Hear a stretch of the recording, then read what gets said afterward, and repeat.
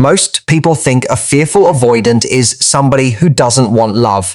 That's the first mistake, and it's an expensive one, because it makes you translate his behavior as a verdict on you, when what's actually happening is something far more private and far less about you than you can possibly believe tonight. You're replaying the exact phrase he used. You're sitting there turning it over. I'm not ready. I need space. I don't know if I can give you what you need.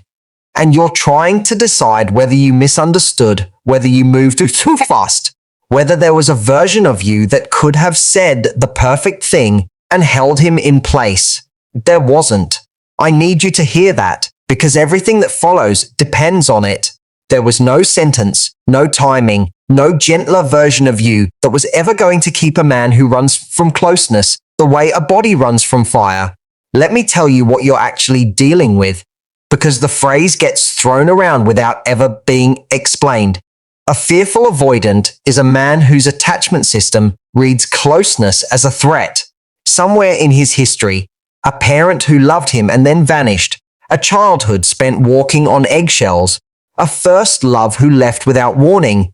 Intimacy and danger got wired together in his nervous system, and now every step you take toward him pulls a cord that says danger. He doesn't experience your love as comfort. He experiences it as exposure. And you, meanwhile, have been standing in the blast radius of that cord for weeks or months, interpreting his fear as your failure. Here's the thing most people never tell you about this pattern. It doesn't look like fear, it looks like rejection. It looks like him going cold after a beautiful weekend, like him saying he isn't ready after months of pursuit, like him disappearing into work and friends and silence at exactly the moment you finally started to believe. The surface looks like a man who lost interest. Underneath, it's a man who panicked, and I want you to notice the difference, because losing interest is a verdict on you, and panicking is a condition in him. The first one you have to accept. The second one you never had to carry. Now let me be honest about where you are, because a coach's job isn't to soften this, it's to say it once and say it clearly. You are not stuck because you loved him. You're stuck because you've spent months treating his fear as a problem you could solve with the right amount of patience, the right amount of space, the right amount of reassurance. You reorganized your life around the question of what he needs. You became a student of his moods. You learned the exact temperature at which he pulls away and the exact temperature at which he returns. And you learned to live in that climate. Warm enough to keep him near, cool enough not to trigger the alarm. That's not love, and I'm not saying it to be cruel. That's vigilance. It's working a job you were never hired for, and the salary is an occasional text, an occasional night where he lets you back in, an occasional glimpse of the man you keep hoping is in there. Picture this. It's 11 at night, phone face down on the nightstand, and you've just caught yourself doing it again. Opening his profile, reading the same messages, checking whether he's watched your story, drafting and deleting a text you know you shouldn't send. You tell yourself you're just trying to understand.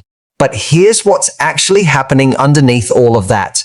You're trying to find the moment you lost him, as if loss were an event you could locate and undo. You're convinced that somewhere in the sequence there's a mistake you made, a thing you said, a beat you missed, and that if you could just find it, you could go back and do it differently. And he would stay. He wouldn't. I don't say that to close the door on you. I say it to close the door on the fantasy, because the fantasy keeps you living in a past tense that was never going to have a different ending. The man who left wasn't leaving you. He was leaving the feeling of being wanted by someone who could actually see him. That's the part that terrifies him. Distance is where he breathes. And until you understand that, you'll keep reading his fear as feedback about you, as proof that you're too much or not enough, or somehow both. And you'll keep adjusting yourself to a standard that was never about you in the first place. A woman in this position has usually made herself a quiet promise she can't keep. I'll just be patient. I'll just be here. I'll just wait until he's ready. And here's what nobody is willing to say. That promise costs more than the relationship ever paid. It costs her the ability to know what she wants. It costs her the standard, the internal, unnegotiable sense of what she requires to feel safe and chosen. Every week she waits is a week. Her nervous system is learning that his absence is normal, that his inconsistency is acceptable, that love is something you survive rather than something you rest in. She's not holding space for him. She's holding a door open for a man who isn't standing on the other side of it. Let me explain something slowly, because this is where most people stop paying attention and start doing it wrong. The fearful avoidant doesn't reject you because he doesn't feel it. He rejects you because feeling it sets off an alarm in his nervous system that was installed long before you arrived. This is a survival strategy that outlived its usefulness. The way a scar stays long after the wound has healed. Not a choice he's making in the moment, but a reflex that has been running the show for years. And here's what a reflex does. It doesn't respond to reason. You cannot reassure it. You cannot negotiate with it. You can only stop providing the trigger. Here's the cycle, and I want you to see it plainly, because you've been living inside it without ever being told it has a name. He pursues. He comes toward you with real warmth, real intention, real nights where you think finally, this is it. Closeness builds. You can feel the momentum. And then something crosses a line he never told you about. The alarm goes off and he pulls back, suddenly, unfairly, with a phrase that sounds like a decision but is actually just a symptom. I need space. I'm not ready. I don't know if I can give you what you deserve. And then a coldness that you experience as rejection and he experiences as survival. And then the loneliness sets in because distance doesn't actually suit him. It just feels safer than being known. And he drifts back toward you and the whole thing starts over. That's not a relationship. That's a cycle. And you've been treating a cycle like a relationship with a rocky chapter, which is like trying to fix a washing machine by believing it's having an off day. The phrase he used is still sitting in your chest. So let's deal with it directly. I'm not ready. Here's what that phrase never means. It never means he's waiting for the right moment. It never means he needs more time and will arrive once you've been patient enough. It never means there's a version of you that could speed up the clock. I'm not ready is a man telling you, in the only vocabulary he has, that being wanted by you feels like being hunted. To a fearful avoidant, attention is exposure. Every sign of your devotion is a reminder that someone can see him, and being seen has never ended well for him. So his body does what bodies do with danger. It runs. He wasn't giving you information about his calendar. He was telling you about his inner weather, and his inner weather was never something you could change by standing in it long enough. Now here's the part of the story that almost nobody talks about because it sounds like it should be a consolation, but is actually harder to hear. He felt more for you than he could act on. That's the tragedy at the center of this whole thing. A man with emotional distance as his default doesn't put months of pursuit into a woman he feels nothing for. He doesn't have the energy for that. He felt it. He felt it so much that it scared him, and he left because leaving is what his history taught him to do with feelings that matter. Most people will tell you he left because you weren't enough. The truth is closer to the opposite. He left because you were becoming too much, too real, too close, too capable of reaching the part of him everyone else lives without. That doesn't make it better. I know it doesn't. But it changes what you've been telling yourself at night. And what you've been telling yourself at night has been the actual source of your pain. Because here's what's been happening when the lights go off. You haven't just been missing him. You've been running an interrogation on yourself. What did I do wrong? Where did I lose him? What would I do differently if I had one more chance? And every night, you convict yourself of something new. And I'm going to say something now that some of you will disagree with, but sit with it. You have been carrying a guilt that was never yours to carry. You have been treating his nervous system as your responsibility. You have been acting like a woman who broke a man who was already fractured before she arrived. And the fracture was never about you, and it will never be healed by you. And that last sentence is not cruelty, it's mercy, because it means the weight you're carrying was never yours to carry at all. So what happens inside him when you finally go quiet? This is the mechanism, and I want to walk you through it one piece at a time, because this is where the power shift actually lives, and it's not where you think it is. You think your silence is your weakness. You think every day you don't text is a day he's forgetting you. Nothing could be further from what actually happens. The space where you used to be, the place in his life that was filled with your warmth, your attention, your availability, becomes a void the moment you leave it. He created that void. He asked for it. He told you he needed space, and you gave him exactly what he asked for. And now he is standing in the middle of his own request, looking around at what he built, and the void has begun to move. And here's the physics of it. A void doesn't just sit there. A void pulls. The air rushes in to fill the empty space, and in his life, the air is memory, the quiet apartment, the phone that doesn't light up, the hour of the evening that used to belong to you and now belongs to no one. He told himself he wanted peace. But peace was never what he was asking for. He was asking for the noise to stop so he could hear himself think. And what he's discovering is that when your noise stops, the only thing left to hear is the sound of all the things he never said to you. The void becomes a vacuum. That's the next stage, and it's the one nobody warns you about. He expected your silence to be empty. That was the whole plan. Quiet, a lull. A slow fade where you both drift apart and nobody has to be the villain. But silence was never going to be empty, not after what you two were. Silence is never nothing. Silence is just a sound too quiet to hear with your ears, and he can hear it with his chest. He hears the absence of your laugh in the exact place where your laugh lived. He hears the absence of your voice in the hour when you used to call. He doesn't hear peace. He hears the shape of you missing. And the shape of you missing is far louder than the sound of you ever was. And this is where it gets truly unsettling for him, because a vacuum doesn't only pull at air, it pulls at him. He starts to wonder about you. What is she doing? Is she with someone else? Does she miss me? And here's the thing, the wandering is what undoes. He could survive your anger. He has a script for anger, a choreography he learned long ago. The fight, the coldness, the mutual exhaustion that lets both of you walk away feeling justified. He could even survive your pleading, as much as it would have cost you your dignity, because pleading tells him he mattered enough to be fought for. What he has no script for is the quiet. What he has no choreography for is your absence. You took away the fight. You took away the begging. You left him with nothing but the echo of his own words. I need space. Bouncing off the walls of the room that used to have you in it.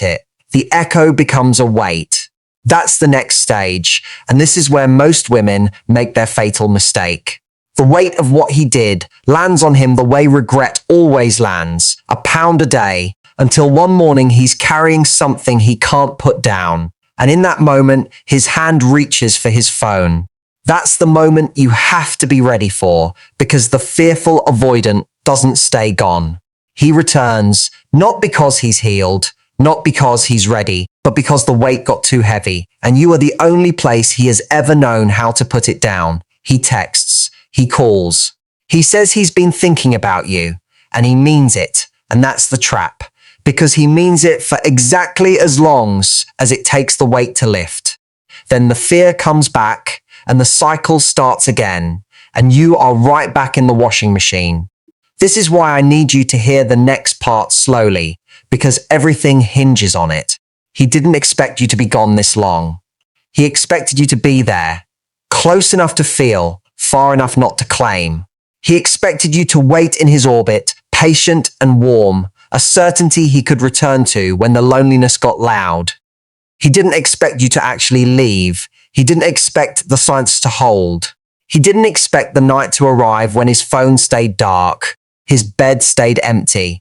And the woman who once would have answered at any hour stopped answering at all. And here's the thing about a man who is used to being chased. He has never once had to wonder where she is. Your silence is the first time in a long time he has had to wonder, and wondering is a muscle he has never exercised, and it aches in ways he wasn't prepared for. Let me be clear about one thing, because I don't want you to build your entire recovery on the hope of his return. That's not what any of this is for. The point of understanding the mechanism is not to learn how to engineer his comeback. The point is to see that you were never the problem, and that your absence was never your weakness, and that everything you've been ashamed of, the silence you thought was losing him, was actually the first true thing you've done in this whole arrangement. But I need you to know the truth about the reunion before we go anywhere near it. The reunion is real. It happens. He will probably come back. That's the part everyone who tells you to just move on forgets to mention. And the reunion will feel like vindication, and it will not be. It will feel like proof that you were right all along, and it will not be. It will be the same man, carrying the same fear, offering you the same cycle in a slightly newer package. And if you haven't done the work we're about to do, you will walk back into the washing machine and call it love. Now, so let's sit with that reunion for a moment, because I know exactly what you're thinking. You're thinking maybe that's the answer. Maybe if he comes back changed, everything I've been through was worth it. And here's what most people miss about the avoidance return. The fear doesn't leave when he comes back. It's still in the car with him, waiting for the moment you get close again. The man who returns to you after months of silence is almost never a man who has done the work. He's a man who got lonely. Those are two completely different men. And most women only ever meet the second one, and they mistake his loneliness for his healing, and they give him their heart again based on a misunderstanding that costs them another year. Let me be clear about something, because this is where the whole thing either collapses or begins. The fearful avoidant is not going to change because you're patient, or because you're giving, or because you finally found the exact right phrase that made him feel safe. He will only change because he takes himself to a therapist or a mirror and does years of unglamorous work on the wiring that was installed before you were born. And I'm not saying that to be cruel to him. I feel for him, actually. But sympathy is not the same thing as participation, and you cannot love a man into healing.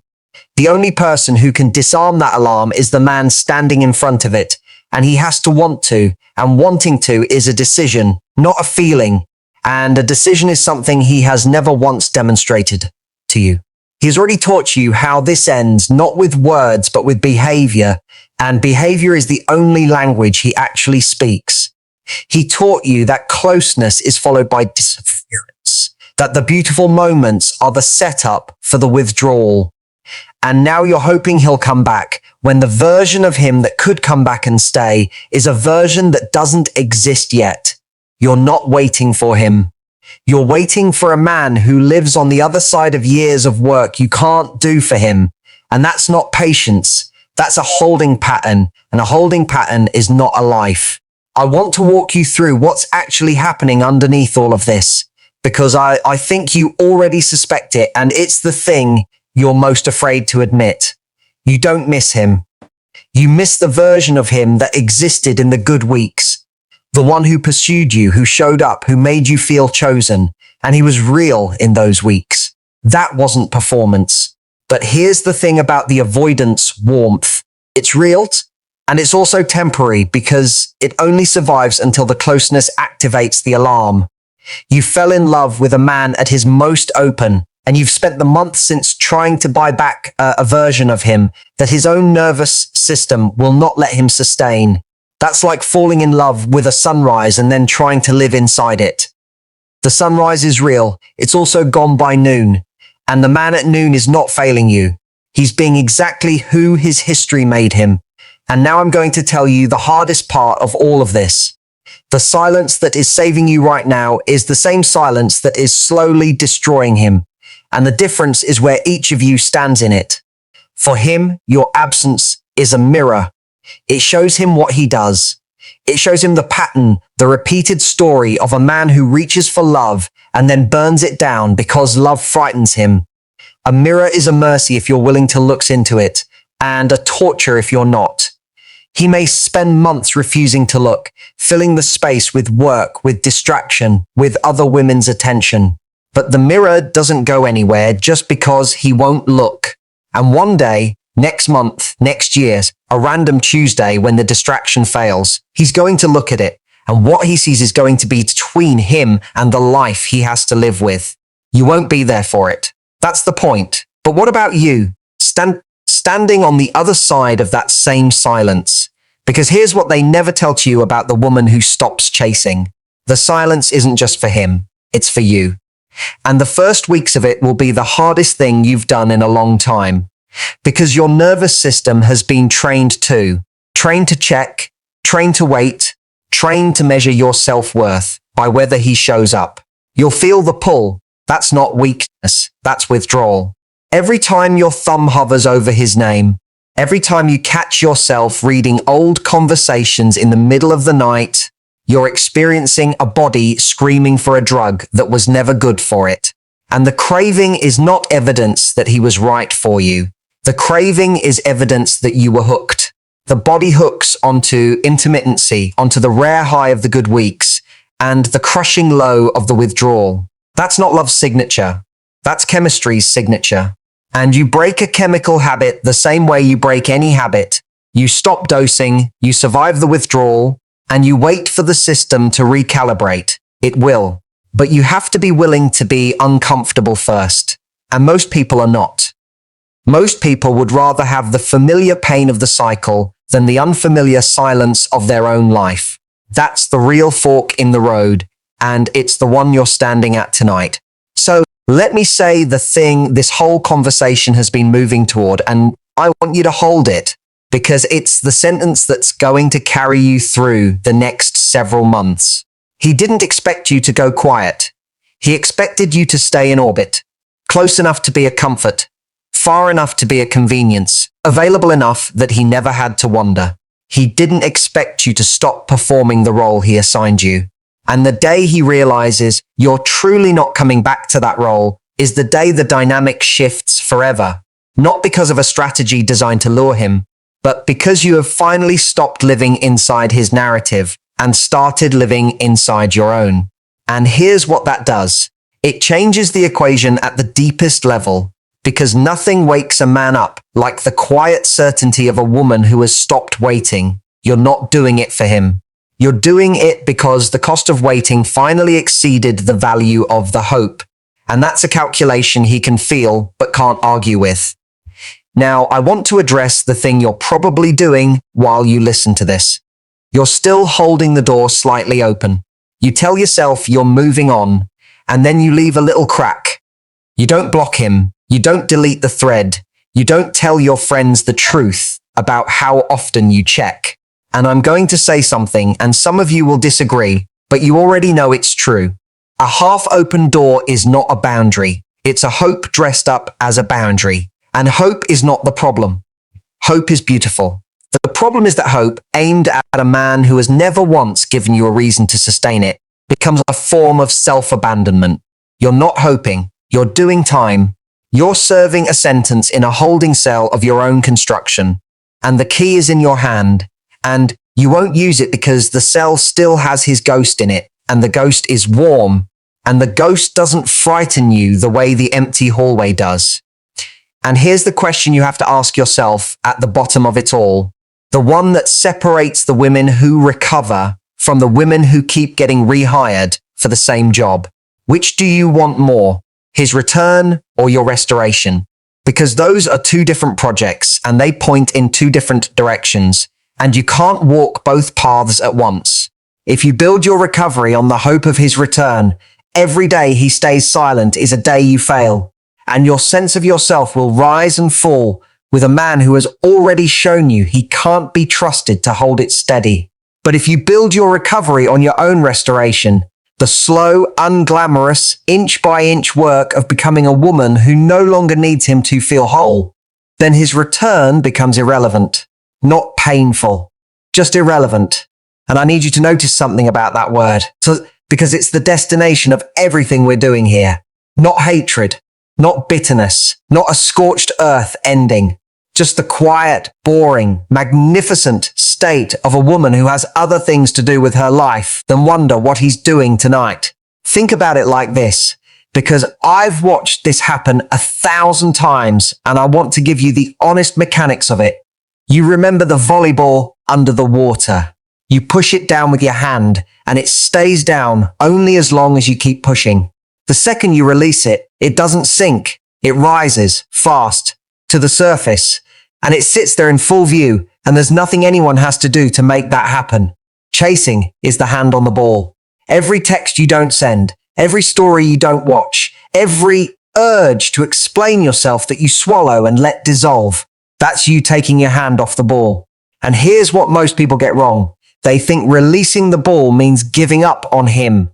It doesn't. It means giving up on controlling him.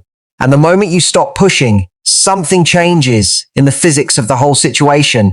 His guilt, his curiosity, his memory all get to surface on their own schedule without you exhausting yourself keeping them down. Some women think the hand on the ball is love. It's not.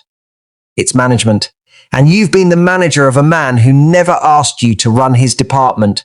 And before we leave the mechanism entirely, I want to name one more thing quietly, because it's the subtlest trap and the one that causes the most long-term damage.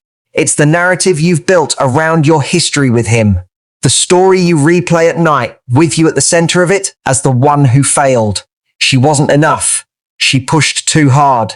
She should have been cooler, calmer, easier to be around, less demanding, more patient. Every time you tell yourself that story, you're not remembering him. You're rewriting yourself into the version of you that made sense of his leaving. And that version is a fiction, and it's a damaging fiction, because it teaches you that love is something you earn by performing correctly, and it wires you to accept less from the next man and the next one until the day you finally realize you've spent years being the hand on somebody's volleyball while nobody was holding the ball for you. So now we come to the part of the story that actually belongs to you. And I want you to hear this with fresh ears, because it's the part you've never been given permission to believe. The woman he rejected is gone. Not in the sense that you've buried her and moved on, in the sense that she never existed the way you think she did. The woman you've been replaying in your failures. The one who was too much. The one who scared him off. The one who somehow did it wrong. That woman is a construction, a collage of his fear and your shame. And she was never real, and she certainly isn't who you are now. Because here's what's been happening while you've been punishing yourself at night. You've been changing, not in ways you can see from the inside, but in the way you hold a room, in the way you answer a question, in the quiet confidence of a woman who has stopped trying to be what one man needed. The you that he rejected no longer exists. And I don't mean that the way the motivational videos mean it, like a magical transformation overnight. I mean it literally. The woman who would have tolerated that cycle for another year is gone. The woman who would have answered his text at 2 a.m. is gone. The woman who mistook his fear for her failure is gone, and she's leaving with your permission right now. Let me explain something slowly, because this is the part where people usually drift off and miss the whole point of the exercise. Your silence has not just been a message to him. It has been a door between you and the version of yourself who believed in him. Every day you don't reach out, you're not just withholding yourself from him, you're withdrawing your energy from a project that was never going to pay. And that energy, all of that attention and imagination and tenderness that you were pouring into a man who couldn't receive it, has nowhere to go. It pools. And in the beginning, the pooling feels like torture because all of that love has no object, and you mistake the absence of an object for the absence of love. But love doesn't disappear. It redirects. It comes back to its source. The warmth you were giving him was your warmth. The attention was your attention. The capacity to care that deeply was built by you, inside you, and it belongs to you, and it has been waiting all this time for you to collect it back. And here's the place where your reconstruction actually begins. And it's much simpler and much harder than the gurus make it. It begins with your time. Not your future, not your destiny, not your healing journey, your time. The actual minutes and hours of your day, which have been organized around the question of him for months, and which are now suddenly, violently unoccupied. And I want you to notice what happens in those unoccupied hours. Because it's the most honest mirror you'll ever hold up to your own life. When the checking and the waiting and the replaying are gone, you're going to find yourself standing in a room with no one in it but you. And the first thing you're going to feel is not peace. It's panic. And the panic is not evidence that he was right to leave. And it's not evidence that you were wrong to want him. And it's not evidence of anything except how long it's been since you were truly alone with yourself. That's all it is, a muscle report. You haven't sat in your own company in months, and the muscle is complaining, and the complaint is temporary, and the fix is not him. And you know that, and the knowing is the beginning of everything. So let me tell you what to do with the hours, because intention without instruction is just more self-flagellation, and you've had enough of that. First, you go back to the life that predates him. Not the idea of a life, the actual one. The friend you stopped calling, the dinner you kept cancelling, the hobby you abandoned because you had to stay free in case he showed up. You call that friend, not to talk about him, but to be a person again, to let someone who loves you sit across a table from you. That's not a distraction. That's a repair. It's your nervous system learning that closeness is not always a trigger, that people can be steady, that not every warm thing is a setup for withdrawal. And you need that lesson desperately, because the worst thing the avoidant gave you wasn't the heartbreak. It was the corruption of your expectations. He taught you to brace. And the only cure for bracing is practicing not bracing in small, safe, boring ways with people who have never made you flinch. Second, you move your body. And I say that as the most practical act of self-respect available to you tonight. The fear you're carrying isn't just in your mind. It's in your chest, in your shoulders, in the shallow way you've been breathing for weeks without noticing. And there is no conversation, no insight, no perfect understanding of his psychology that will release that grip the way physical exhaustion will. You don't have to become anyone. You don't have to join anything. You just have to take the anxiety that has been living in your body and spend it on something that moves you forward. One walk, one run, 1 hour where the only voice in your head is your own breathing. You will not feel better instantly. That's fine. You're not doing it to feel better. You're doing it to send your body a message it hasn't received in a long time. That your life is still physical, still present, still yours to move through the world, whether he's in it or not. And third, you retie the loose ends, and I want to be specific, because this is the part that sounds small and saves more women than any grand gesture ever did. There are things you put aside for him, the trip you postponed, the decision you deferred, the version of your work or your home or your life that you kept in a holding pattern because you were waiting to see which direction he'd take. You pick those up. Not all of them at once. That's overwhelming. And overwhelm is another word for paralysis. You pick up one, the smallest one, the one you can do on a Tuesday. And you complete it and you let yourself feel what completing feels like, because that feeling is the foundation of everything you're rebuilding. It's the proof, delivered directly to your nervous system, that your life can move without him, that you are not waiting for anyone's permission to begin. That the story you keep telling yourself at night, the one where everything good is on hold until he returns, is a story, and stories can be rewritten, and the pen is not in his pocket, and it never was.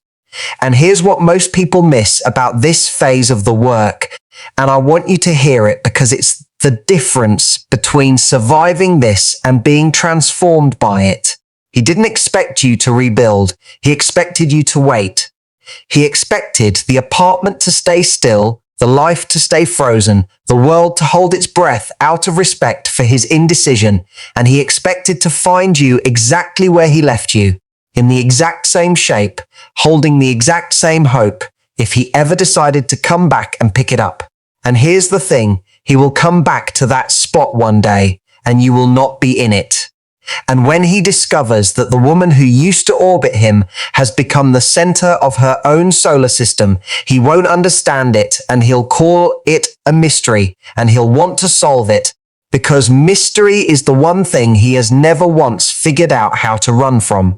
But I need you to understand what your silence has actually been doing to you, because it's the part of the story you deserve to know. It has been teaching you that you can survive your own feelings. It has been showing you, week after week, that your worth does not depend on his response.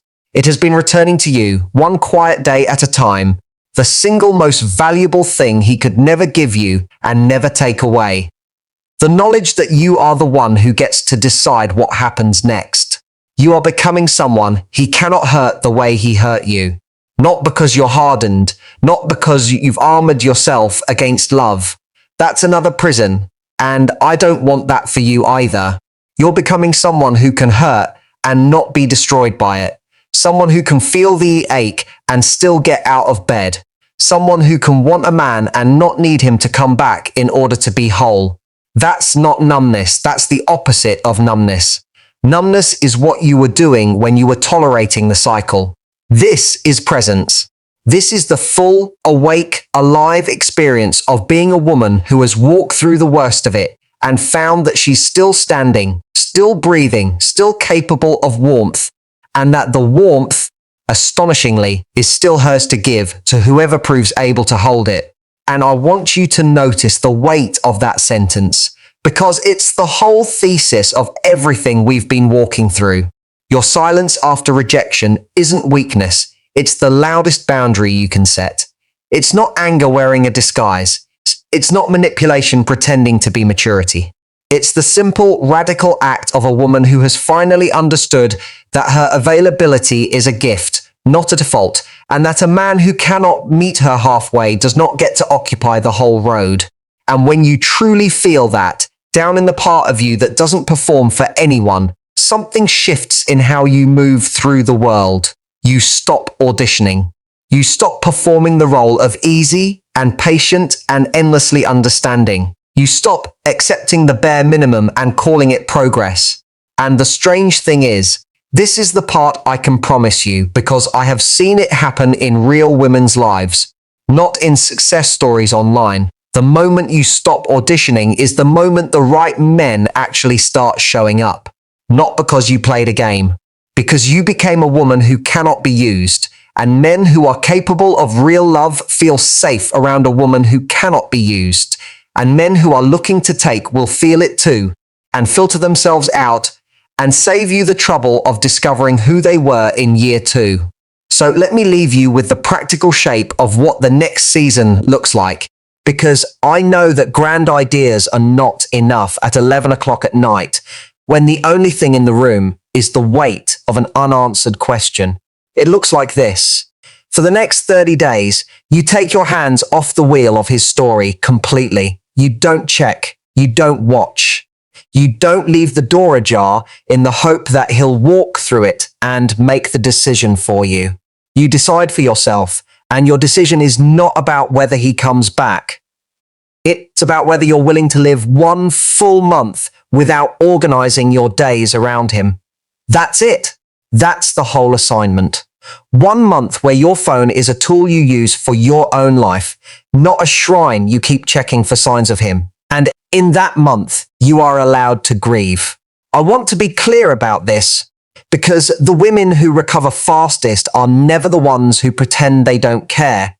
They're the ones who let the grief have its season and then refuse to let it become a residence. You can cry, you can be angry, you can have a day where you hate him and a day where you miss him so much you can't sit. And neither of those days is a failure and neither of them is a reason to text him. Grief is not the enemy. Grief is the body's way of finishing a story that never got to end properly. And if you let it finish, it will. The enemy is not grief. The enemy is the hope that refuses to die, the flicker that keeps the door open, the voice that says, maybe this time he'll see me differently. That voice is the only thing you have to starve, and it dies the same way everything dies. You stop feeding it. And when the month is up and you've survived, and you will survive, I need you to know that. You're going to notice something about yourself that wasn't there before. You're going to notice that you can hear your own voice now. Not the voice you used to talk to him with, the other one. The one that got quiet somewhere around the time you started measuring yourself against his moods. And that voice is going to tell you things you haven't heard in a long time. It's going to tell you what you actually want, not what you'll settle for. It's going to tell you who feels safe and who feels like work.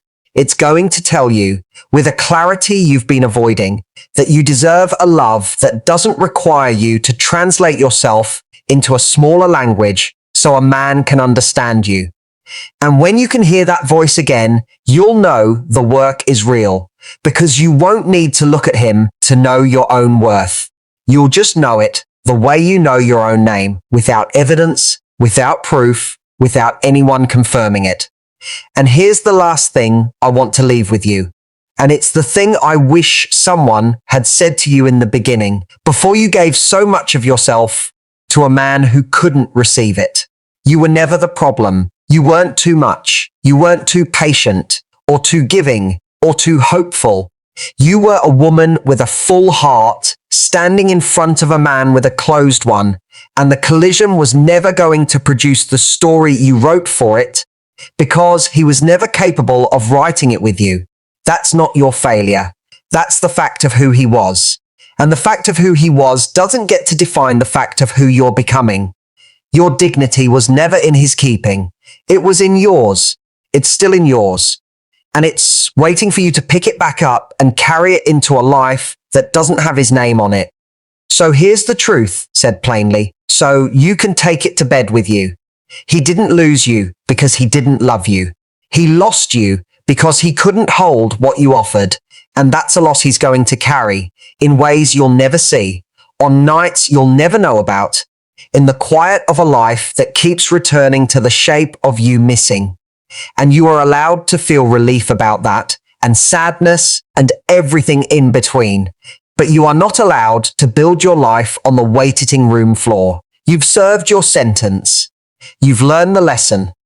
You've seen the pattern, and the seeing is the end of it. Because a pattern you can see is a pattern you can refuse. And starting tonight, you refuse it. Not with drama, not with a speech, not with a public declaration of your independence. Quietly. In the way you choose your evenings, in the way you stop checking, in the way you fall asleep without wondering where he is. That's the comeback. That's the whole thing. Not his return to you. Your return to yourself. And now I'm going to close the room. Because this conversation has done what it came to do, and you have somewhere to go, and there's a version of you on the other side of tonight who is waiting to be met. She's not dramatic. She's not healed overnight. She's just a woman who decided, the way you're deciding now, that her time is hers, and her heart is hers, and her life is not a waiting room for a man's readiness. She carries dignity the way some women carry anger, as a quiet, weight-bearing thing that steadies her instead of shaking her. And she doesn't know the ending, but she's not afraid of not knowing it, because she finally understands that the story was never about whether he came back. It was always about whether she could walk away whole, and she can, and she will, and she's already begun. So tonight, you don't text. Tomorrow, you don't check. And the day after, you start living like a woman who knows what she deserves, and you keep living like that until it stops being a decision and becomes the only shape your life can take anymore. The silence won't feel like loss forever. One day it will feel like the truest thing you ever did. Your silence wasn't weakness. It was the first honest sentence of your new life. And when that sentence finally lands, you won't need him to confirm it, or to witness it, or to come back and make it mean something. It will mean something because you made it mean something. And that's the whole point. And that's the whole healing. And that's the whole of what I came to tell you.